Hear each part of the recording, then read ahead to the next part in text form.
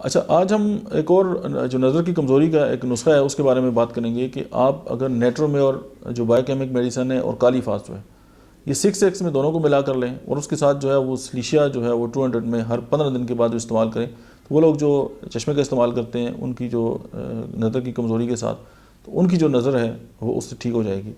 क्योंकि स्लीशिया आप जानते हैं कि वो एक रेत है, स्लीका उससे बनती है, और जो नज़र के चश्मे हैं, जो उनके ग्लासेस हैं, वो भी सेंट से बनते हैं। तो यहाँ पे इलाज बिल मिसल का फार्मूला है, और आप स्लीशिया की अगर आई साइट पढ़ें तो आपको लगेगा कि ये तो हमारे लिए बनी है, वो तमाम लोग जो नज़र की कमज़ोरी का शिकार हैं। तो ये जो 3 अद्वियात हैं, 2 को मिला के बायोकेमिकली इस्तेमाल करना है और स्लीशिया 200 को होम्योपैथिकली इस्तेमाल करेंगे, आपकी नज़र की कमज़ोरी के लिए बहुत बेहतर ये फार्मूला साबित हो सकता है। आज के लिए इतना ही, मिलते हैं नेक्स्ट वीडियो में। तब तक आप देखते रहिए डॉक्टर इम्तियाज़ ऑफिशियल।